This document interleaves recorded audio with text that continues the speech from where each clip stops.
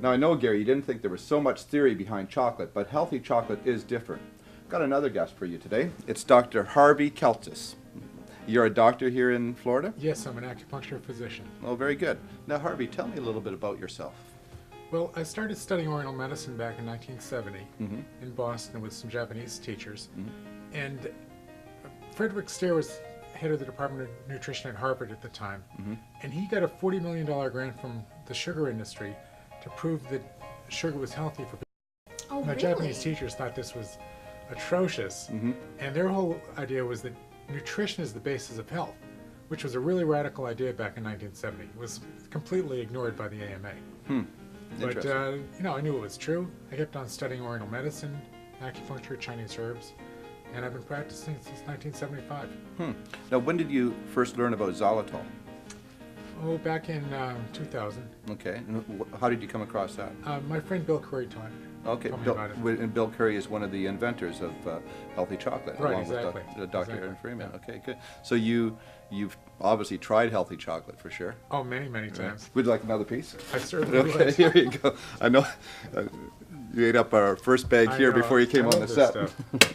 You know, it's the only chocolate I can eat without feeling guilty about it. It's good for your teeth because the xylitol kills the bacteria that harm the teeth. Right, that's It's right. very, very good. Okay. And this is very high in ORAC factors, which are the oxidation reductive factors that protect your body against oxidation. Oh, I didn't know that. Yeah, Yeah. that's good. And so it's a very sophisticated type of chocolate here, isn't it? Very much so. Yeah. It's the only organic chocolate I'm aware of. And it's definitely the only chocolate for sure in the whole world that's not blended with sugar. Or these sugar substitutes, which are really poison. I don't like any of those things. That was really interesting what you said about sugar before. You know, the granted, it's almost like proving to people that sugar is, Yeah, you know. $40 million in 1970 was a lot of money. I guess so. Yeah, for sure. Yeah, could buy a lot of chocolate. Could buy a lot of chocolate. And chocolate is good for you. It's the sugar that's not so good. And when you combine good quality chocolate with a good sweetener that's natural, this is made from an extract from birch trees, or birch or beech trees from Vermont, organic trees, and it's a natural sweetener, and it's healthy for you. Exactly. It actually it raises your blood sugar to a healthy level. Okay. It cuts down okay. your appetite for long term, which is good. So you can feel once you're at that level then. Yeah. Okay. It's good for diabetics because it keeps your blood sugar at a healthy level and reduces your craving for sugars. Okay. So what about kids? Can kids eat this Oh, chocolate? very much so. Yeah. What differs from the typical chocolate? Well, if the kids eat this, they're not going to get that insane, crazy sugar rush that drives their mothers crazy. Okay. So, Or the grandparents? can I eat this, by the way? Sure, go ahead. Right, that's important to learn. You know, the grandparents would be crazy over it too. Now, what does it do to the kids? What changes? What kind of habits would it change? Actually, it balances out their blood sugar metabolism. So instead of having highs and lows, they have a nice even keel blood sugar, which can affect their mood positively. Okay, all right. You know, kids get cranky when they get too tired or too hungry. So it won't deal with the tired needing a nap phenomena, but it will keep their blood sugar normal, so they won't get too hungry. So when would you serve this chocolate to them? Well, you know, 10 in the morning, 3 in the afternoon. So after school. After school. It's a good afternoon school stuff. Or what we normally call a coffee break. Okay. In the morning. Okay. So they could have it a couple times throughout the day. Yeah. Right. Showed it to any of your patients? I've showed it to a bunch of my patients, but I haven't been able to get it in adequate quantities to. Right, and we're just bringing it out right now. Right. So this is this is a product you would recommend to your patients. Absolutely. Right.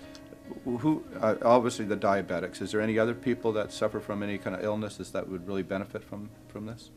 Well, first, I think everybody should take it just as a preventive measure. Okay. You know, prevention is 90% of the game.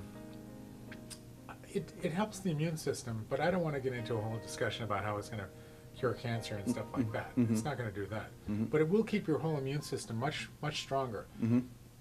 The ORAC factor is a very, very important thing in maintaining good health. Okay, all right. And most people aren't aware of it, but it's why you eat vegetables and all the things that you know, maybe we jumped around a little bit before, but I want to go back because I read up a lot about your credentials. You're considered to be like the father of Oriental medicine here in the United States. How did you gain that awareness, or how did that position? Well, unfortunately, now I'm becoming the grandfather. The grandfather.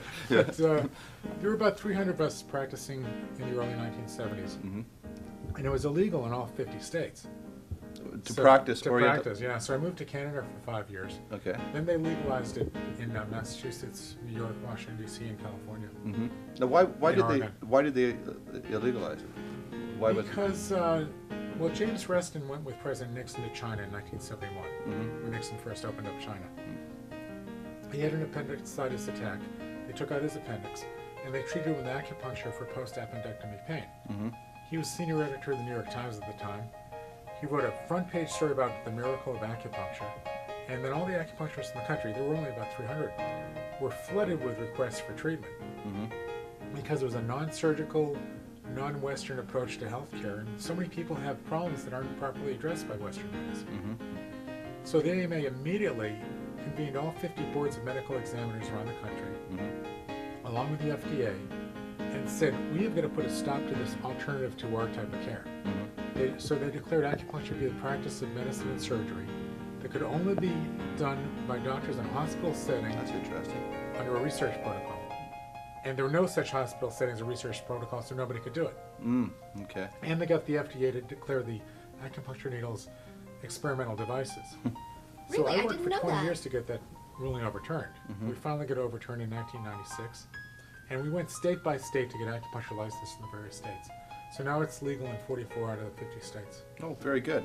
So as I can see from you, when you believe in something, you go to fight for it. I really and do. yeah, and so if it's a product or something like healthy chocolate, that's something that you believe in, then you'll go to great lengths to show it to people. Yeah, absolutely. Right, great. Well, it has indeed been a pleasure to have you on the show today, Harvey, and thank you very much for coming.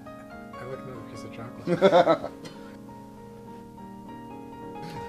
Thank you. Thanks a lot.